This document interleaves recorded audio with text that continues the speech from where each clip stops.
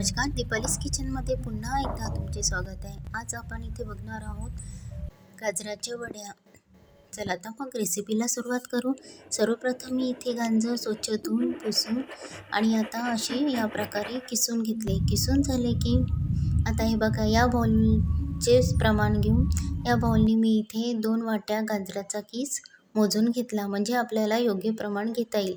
आता गॅसवर एक पॅन ठेवून सर्वप्रथम साजूक 1 चमचा तूप यात घालून घ्यायचे आहे आणि जो मोजून घेतलेला किस आहे तो यात घालून घेते. आता यात घालून घेतल्यावर इथे हाय फ्लेमवरच आपल्याला यातील पाणी आटेपर्यंत छान परतून घ्यायचं आहे, म्हणजे यातील ओलावा निघून जाईल. त्यानंतर 1 वाटी खोबरा किस यात घालून घेते. खोबरा किस घालून याला छान परतून घेते. आता परतून झाले की यात आपल्याला 2 चमचे दूध पावडर घालायचे आहे. दूध पावडर ऑप्शनल आहे, तुम्हाला वाटल्यास तुम्ही घालू शकता, नाहीतर नाही.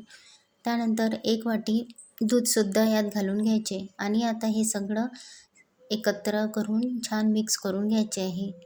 दूध आटेपर्यंत याला छान परतून घ्यायचे.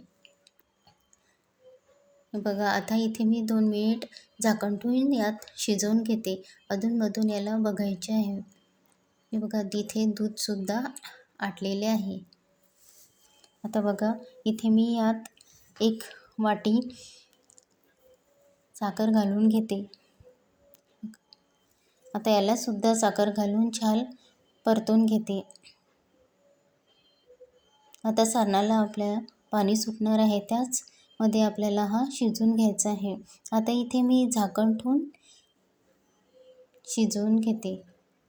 बघा, मंद आचेवर 2-3 वेळा आपल्याला उघडूनसुद्धा बघायचे आहे.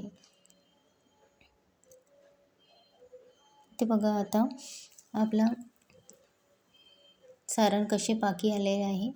आता याला हाय फ्लेमवर छान घोटत असे सारण तयार करायचे आहे.